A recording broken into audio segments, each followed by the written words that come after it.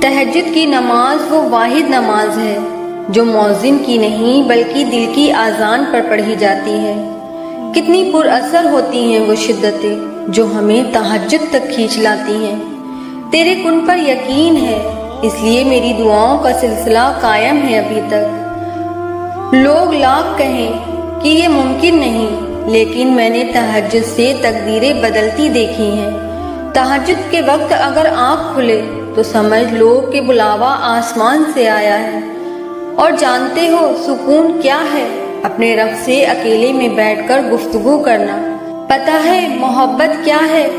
نماز سے کسی کو تہجد پر لے آنا۔ تہجد تو سب سے بڑی دلیل ہے اپنے رب سے عشق کی۔ ایک درد بھری رات اللہ کے روبرو بیٹھ کر گزر جائے تو زندگی کی باقی راتیں جاگ کر گزارنی نہیں پڑتی۔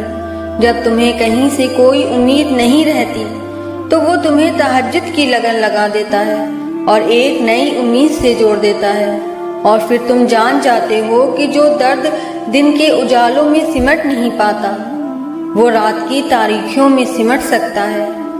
وہ پہلے تمہیں چنتا ہے، پھر ایک ایک کر کے اسباب بناتا ہے، پھر تمہیں ایک ہی جھٹکے میں یوں اپنے قریب کر لیتا ہے کہ صدیوں کا فاصلہ چند لمحوں میں سمٹ آتا ہے۔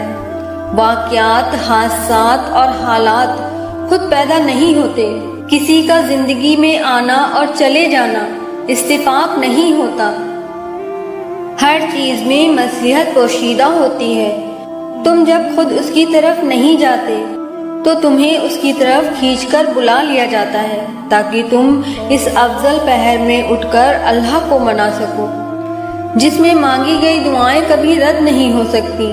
یہ تڑپ اس لیے پیدا کی گئی ہے تاکہ اللہ تمہیں اپنے بے حد قریب کر سکے۔ تمہیں کیا لگتا ہے جب رات سونے کے لیے بنائی گئی ہے اور ہر شخص سکون کی نیند سو رہا ہے تو تمہیں بلا وجہ کی تڑپ اور محبت جگائے ہوئے ہے؟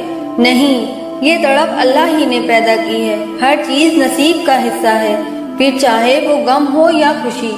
ہم سوچتے ہیں کہ ہم خود اللہ کی جانب جاتے ہیں، حالانکہ ہمیں تو اس کی جانب بلایا جاتا ہے، کبھی گرا کر اور کبھی سنبھال کر۔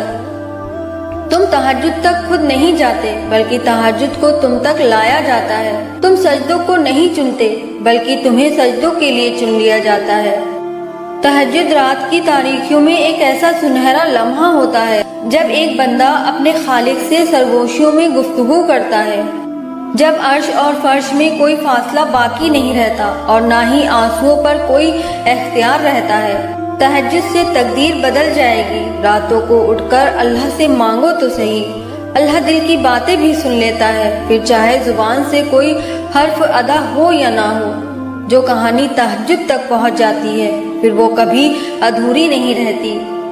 چاہت سے نصیب کا جو فاصلہ ہے وہ بس ایک دعا ہے۔ تہجد میں بہنے والا ہر آنسو اللہ سے کن کہنے کی سفارش کرتا ہے۔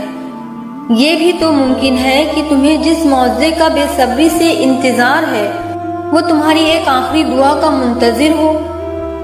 وہ رب انہی کو دیتا ہے جو اس پر یقین رکھتے ہیں۔ جہاں مایوسی ہو وہاں ہاتھ خالی رہ جاتے ہیں۔